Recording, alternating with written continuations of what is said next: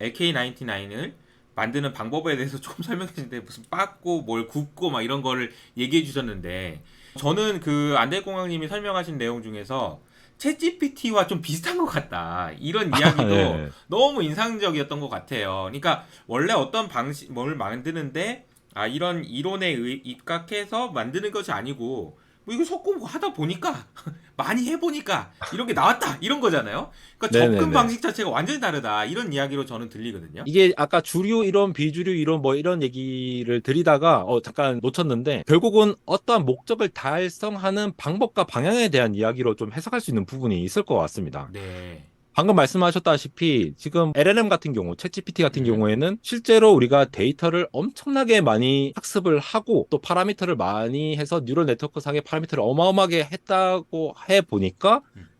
실제로 튜링 테스트를 통과하는 그런 어마무시한 챗봇이 탄생을 한 것이잖아요. 그런데 여전히 우리는 이 AI가 어떤 원리에 의해서 어떻게 대답을 어떻게 하는지를 사실 몰라요. 그래서 최근 AI 쪽에는 explainable AI라는 분야가 각광을 받기도 하거든요. 아, 이 AI가 도대체 어떤 논리로 이러한 아웃풋을 내는 거지? 라는 것에 대해서 대답을 할 수 있는 그런 AI 연구가 굉장히 열심히 연구가 되고 있습니다. 결국은 우리가 원리를 모르는 상태에서 결과적으로 해봤더니 이렇게 잘 나오네 해서 점차 더 많은 데이터를 넣어보고 여러 가지 테스트를 진행하는 것이 마치 LK99의 어떤 제조 방법과 조금 비슷한 부분이 있다라는 것이죠. 네. 실제로 알려진 바에 의하면은 우리 LK 아시는 분들은 이미 다 잘 아시겠지만 LK라고 하는 것이 이 연구자 두 분의 이 이니셜을 딴 글자잖아요. 그리고 99라고 하는 것이 1999년도부터 연구가 시작됐다라는 의미입니다. 아, 근데 아티클들을 찾아보면은 1999년도에 이미 LK99을 만들었다라고 주장이 된 부분이 있어요. 오, 그래서 이게 초전도성 그리고 이 저자분들이 주장하는 이러한 현상을 발현한다라는 얘기가 있는데 그러니까 고치동식 교수님이 이 두 분이 이제 지도 교수님이라고 보시면 되는데 네. 이 교수님이 이 정확한 원리를 파악하기 전까지는 세상에 알리지 마라라는 오. 유언까지 남기시면서 돌아가셨고 그 지난 20년 동안 도자기 굽듯이 진짜 막 이리 굽고 저리 굽고 마치 AI에서 데이터 넣어보고 파라미터 해보고 막 원리는 모르겠는데 이렇게 해보니까 초전도성이 좀 발현되네? 이렇게 아, 하니까 또 안 되네? 이거를 진짜 지난 20년 동안 정말 열심히 연구를 하신 것으로 보입니다. 그래서 그, 저는 개인적으로 네. 이게 사실이냐 아니냐를 떠나서 네. 진짜 이 연구비도 제대로 지원을 못 받으면서 되게 열심히 일하셨을 텐데 음, 연구를 하고 개발을 하셨을 텐데 이렇게 외길로 이렇게 파고 접근하고 주류하고는 다른 형태의 어떤 연구 방식을 통해서 세상에 뭔가 화두를 던질 수 있는 이러한 음, 관점에서 정말 제대로 해낸다면 정말 AI 혁명과 같은 이러한 음, 일들이 발생했으면 좋겠다라는 부분이 있는 것 음. 같아요. 이거 좀 소름 돋을 뻔했어요. 정말 대단하신 것 같아요. 그래서 제가 설명하신 내용을 한마디로 표현하면은 그냥 약간 이론적으로 하느냐 아니면 삽질로 하느냐 이런 쪽을 이렇게도 할 수 있지 않을까. 이론이 음, 완벽히 갖춰지고 하는 것이냐 아니면 그냥 삽질로 하다 보니까 어떻게 됐어 이런 게 있느냐 이런 건데 지금 네. AK99는 약간 이제 삽질이라고 표현하면 좀 그렇고 엄청난 노력을 통해서 뭔가가 만들어지는 이런 거죠. 그렇죠. 실제로 고 최동식 교수님 같은 경우에도 이게 이제 과정이 너무나도 힘들고 지난한 과정이다 보니까 이제 소위 말해 뭐 삽질이라고 표현을 할 수도 있을 것 같아요. 근데 네. 굉장히 과학적 방법론으로 이렇게 합성을 하고 이렇게 했을 때는 요거는 배제하고 이렇게 접근을 하셨다고 제가 들었어요. 음. 그런 관점에서 기존의 주류가 시도하는 시도 방식이 아닌 다른 방식으로 했다라는 점이 제가 좀 그 알고리즘 분야, 또 네. 컴퓨터 이론 분야에서 좀 비교가 될 수 있는 부분들이 있는데 네. 뭐 또 전작가나 또 콩고과 나오신 분들 또 상공학과 나오신 분들은 아시겠지만도 최적화 이론 그쪽 이론을 보시면 우리가 어떤 최적의 예를 들어 최대값을 찾는다 라고 했을 때 굉장히 스트럭처럴한 그런 알고리즘들이 있습니다. 예를 들어 뭐 다이나믹 프로그래밍이라든가 네. 굉장히 다양한 뭐 서브셋의 문제를 풀고 그다음에 큰 문제를 확장해서 최적의 해를 찾아내는 그런 방법론도 있는데 네. 나중에 또 발견되는 알고리즘들이 어떤 거냐면은 흔히 말하는 이제 랜덤 알고리즘이라는 게 있어요. 뭐 아. 시뮬레이티드 어닐링이라든가 뭐 파티클 스원, 뭐 지네틱 알고리즘, 유전자 알고리즘 이런 네. 것들이 어떤 거냐? 뭔지는 모르겠는데 자연 현상을 이렇게 모사해서 랜덤한 요소를 이렇게 딱딱딱 넣어줘 보는 거예요. 유전자 알고리즘 같은 경우에는 우리가 실제로 돌연변이가 발생할 확률 같은 거를 파라미터로 이렇게 집어넣은 다음에 여러 가지 샘플들이 있는데 일부는 살짝 살짝씩 바꿔가면서 점점점 여러 세대를 계속 이렇게 낳아서 생성해서 여러 세대를 거치다 보니까 굉장히 잘 만들어진 정답으로 접근해 가는 것들 이런 아. 알고리즘들이 발견이 됐단 말이죠. 그러면 이거를 우리가 단순히 그렇게 무식한 방법으로 생각을 해야 될 것이냐? 네. 아니면 반대로 지금은 이제 스마트폰도 엄청난 컴퓨팅 파워를 자랑하는 시대인데 네. 이러한 컴퓨팅을 활용한 새로운 방법론을 제시한 것이 아닌가라는 음. 관점에서 보면은 이 LK99이라는 거는 실질적으로 도자기 굽듯이 만드는 방법에 있어서는 정말 지난한 과정을 거쳐야 하지만도 이 주류하고는 조금 다른 형태의 음. 어떠한 시도를 했다는 점에서 많은 분들에게 영감을 줄 수 있는 부분은 분명하다고 봅니다. 그 자체만으로도 좀 의미가 있다 이런 생각도 드는데 네. 안대공황님이 설명하신 내용이 이제 약간 좀 외거처럼 느낄 수 있을 것 같아서 좀 일반인의 알아듣는 얘기로 하자면은 최적화 네네. 문제라는 게 결국에는 저도 이제 최적화를 공부할 때 이제 비율을 이렇게 하면 될 것 같거든요. 저 산에 있는데 가장 낮은 점을 찾기 위해서 산도 네. 내려갔다가 아닌 것 같아 이제 능선으로 갔다가 막 이런 고난을 가져야 되잖아요. 근데 그 네네네. 과정에서 이론에 기대서 갈 수도 있지만 가다 보니까 맨 밑으로 내려왔어 이렇게 될 수도 있는 거고 그쵸, 그러니까 접근 네네. 방식이 완전히 좀 다르다라는 이야기를 해주신 건데 하필 또 요즘에는 컴퓨팅이 너무 잘 되니까 많이 네. 해보면 되는 거 아니냐 이런 식으로 접근할 수도 있는 거고 앞으로도 문제를 푸는 과정에서 그런 이야기들이 나올 수 있지 않을까라는 음. 생각이 좀 들었습니다. 잘 요약해 주셔서 감사합니다. 그런가요? 네. 그래서 얘기 나오다 보니까 최동식 교수님 이야기가 나왔고 안대공학에서도 최동식 교수님에 대한 영상을 소개해 주셨는데 저는 네. 그 영상 보면서 또 소름이 좀 돋은 게 그 BCS 이론이라고 해서 그 이론도 주류 이론이 아니다라고 이야기를 하셨던 것 같고 그리고 마이너스 효과가 있어야 된다라고 이야기한 것 때문에 초전도체 연구가 지연되고 있거나 이런 이야기도 하셨단 말이에요.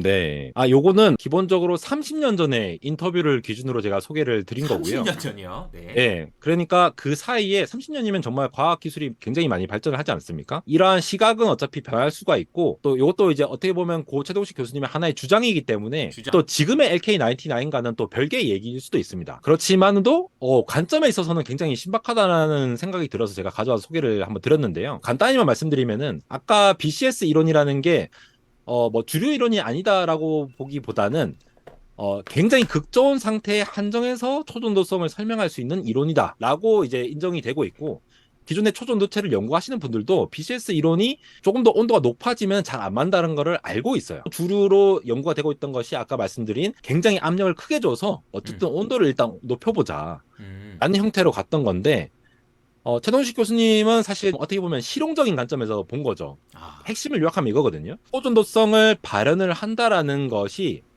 굉장히 이상적으로 봤을 때는 상온에서 그리고 상압에서 굉장히 자기장이 빡빡하게 주어져도 초전도성이 발현이 되는 물질이 있으면은 과학적으로는 굉장히 아름답고 정말 이 아이디어라는 케이스가 될 수 있는데 음.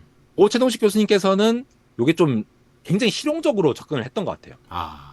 예를 들어 온도는 상온이지만 압력이 좀 떨어지면 어때? 약간 이런 식으로 접근을 하는 거죠. 이 세 아하. 개를 모두 다 만족하지 않더라도 네. 예를 들어 발전소에서 우리 집으로 전력을 보낼 때에는 자장 임계를 그렇게 막 높게까지 만족할 필요 없잖아 물질이. 약간 이런 음. 식으로 접근을 해 보면은 음.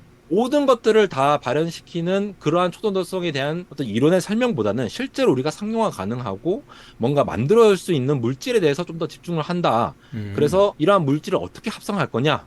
이러한 관점을 좀 더 집중해서 보신 것이라고 이해를 해서 제가 이걸 소개를 드렸고요. 그 30년 전 이론이 바로 LK99과 같은 맥을 한다라 많은 부분들을 공유를 하고 있긴 할 텐데 지금의 LK99이 진짜냐 가짜냐 하고는 또 별개의 얘기라서 네. 여러분들께서 좀 조심스럽게 봐드릴 부분들이 있을 것 같습니다. 네. 이거에 뭐 그렇다고 해서 너무 미화하거나 그럴 필요는 없지만 그런 의미가 있다 정도로 이해를 하면 되지 않을까. 우리가 앞으로 봐야 될 게 뭐가 있을까요? 지금 뭐 주말 동안에도 뉴스들이 좀 나오는 것 같고요. 앞으로 초전도체와 관련해서 주목해서 봐야 될 부분이 있다면 어떤 내용들이 있는지 좀 소개해 주시면 좋을 것 같습니다. 네, 일단은 지금 이 이슈가 서두에 말씀드렸다시피 과학 이슈뿐만 아니라 뭔가 이미 대중들의 관심을 너무 많이 받고 있고 음. 약간 감정적인 문제 그리고 주식시장에서는 관련 또 주식이 있잖아요. 지금 네. 뭐 엄청나게 많이 올라가더라고요. 그런 주식들에 실제로 투자를 하신 분들도 있고 음. 이렇다 보니까 이게 어떻다 저떻다에 대해서 댓글들을 보면은 상당히 그 날카로운 반응을 많이 보이고 계세요. 예를 들어 감정적이고 믿음의 네. 영역으로 막 들어간 분도 있어요, 이미. 그쵸. 이미 믿음의 네. 영역으로 가는 거죠. 예. 네. 사실 어떻게 보면 약간 그 황우석 사태 때와 비슷한 현상을 보이기도 해요. 아, 어떻게 보면은 어떤 현상에 대해서 이게 아직 검증이 안 됐던 부분도 있는데 이걸 왜 욕하냐, 과학이 뭔데 이렇게 해석을 하신 분들도 어, 있는데 앞으로 몇 주 동안은 일단 과학계뿐만 아니라 여러 곳에서 이제 검증이 계속될 겁니다. 그리고 과학계 쪽에서는 확실한 근거가 없는 이상 계속 회의적인 반응이 나올 수밖에 없다라는 부분은 여러분들이 이해를 하고 계셨으면 좋겠어요. 네, 왜냐하면 과학은 원래 학문 자체가 음, 일단 뭔가를 계속 질문을 던지고 명확한 근거가 없으면은 이걸 맞다라고 얘기를 할 수 없는 학문이잖아요. 보수적이죠, 엄청나게. 상당히 보수적이고, 예. 지금 퀀텀 에너지 연구소에서 투고한 논문과 영상은 기준으로 봤을 때에는 이게 사실이다 아니다라고 판단을 할 수 있을 만한 근거가 없다라는 거죠. 이게 실제 초전도성을 가지고 있다라고 말할 데이터가 좀 부족하다라고 판별을 하고 있는 것으로 보입니다. 과학계에서는요. 네, 그게 저희 채널에서는 그래서 이게 초전도체의 가능성이 높다라는 콘텐츠에 좀 방점이 찍힌 콘텐츠도 다루고 있고 그렇지 음, 않은 콘텐츠도 다루고 있는데 네, 이게 양쪽에 있는 여론이 굉장히 막 많이 갈리더라고요. 네, 그래서 네, 과학계에서 계속 얘기 나오는 거는 이게 뭔가 시기 질투, 뭔가 믿음, 왜 너는 이걸 안 믿냐, 왜 음, 한국의 이 기술을 너는 안 믿고 밀어주냐 이러한 관점으로 보실 것이 아니라 음, 체계적으로 이거를 검증해 나가는 단계로 한국뿐만 아니라 외국에서 다 같이 이제 검증을 하는 그 단계들을 보시면 될 것 같고요. 두 번째는 마이스너 효과를 보인다 자체도 중요하지만 또 상온에서 저항 0이다라는 것도 중요하거든요. 음, 저항 0일 뿐만 아니라 굉장히 낮은 정도의 저항을 가지고 있다라는 사실도 중요한데 당장의 시료들이 붕붕붕 뜬다라는 것 자체로 와 이거 이제 대박이다라고 보시는 것뿐만이 아니라 실제로 이 붕붕 뜨는 물질 자체를 저항을 측정해 봤을 때 음, 저항도 진짜로 낮아 이런 것까지 단계적으로 확인을 하게 된다면은 이런 특정한 구조에서 특정한 결정 상황에서 이러한 초전도성을 가진 물질의 가능성이 있다라는 최초의 사례가 되는 것이기 때문에 아, 그러한 포인트들을 좀 정확하게 짚고 팔로우 해 가시면 좋을 것 같고 저희 채널에서도 계속 팔로우 하면서 네. 다뤄볼까 하고 있습니다. 정말 부지런하게 이야기를 해주셔가지고 유치님들 중에서도 안될공학 처음 들어보신 분들은 가셔서 한번 확인해 보시면 좋을 것 같고요. 오늘 초전도체와 관련된 이야기들을 많이 했는데 사실은 이것이 주식시장으로 연결되는 과정에서 또 굉장히 좀 많은 일들과 생각과 고민들이 이제 반영되면서 이제 주가에 영향을 주잖아요. 근데 네. 이게 저 얘기를 해보면서도 느끼셨겠지만 너무너무 큰 일이어. 이거를 주식시장에 담아내기가 좀 버거워 보이긴 해요. 그래서 네. 때로는 과격하고 때로는 감정적이고 때로는 짜증내고 막 이런 일들도 많을 것 같은데 부디 많은 분들이 다치지 않고 잘 네. 해결이 됐으면 좋겠고 저희 생각을 말씀드리면 잘 됐으면 좋겠다 진짜로 이것이 네, 저도 정말로 그렇습니다. 예. 네 의미 있는 일이었으면 좋겠고 그리고 게다가 이제 우리나라에서 있는 일이니까 더더군다나 꼭 그랬으면 좋겠다라는 희망을 갖되 아무 생각 없이 그냥 믿는 영역은 아니고 철저하게 검증하면서 갔으면 좋겠다 이런 생각이 좀 드네요. 오늘 안될공항님 나와주셔서 너무 감사드리고요. 마지막으로 그거 하나만 부탁드려도 될까요? 안될공항님이 그 채널에서 하시는 거 있잖아요. 아우트로요? 네, 그거 한번 부탁드려도 될까요? 아, 어떻게 마무리하지? 아니, 뭐, 네네네. 뭐, 아무렇게나. 너무 멋있더라고요. 잘 편집해 주시기 바랍니다. 네네. 네, 지금까지 초전도체와 관련하여 채널에서 부지런히 소식을 전하다가 좋은 기회로 효친님들께까지 인사드리고는 이제 그만 재테크도 제대로 해보자고 다짐하고 있는 안달공학 에로였습니다. 와! 반갑습니다. 야, 다음에 네. 또 봐요. 감사합니다.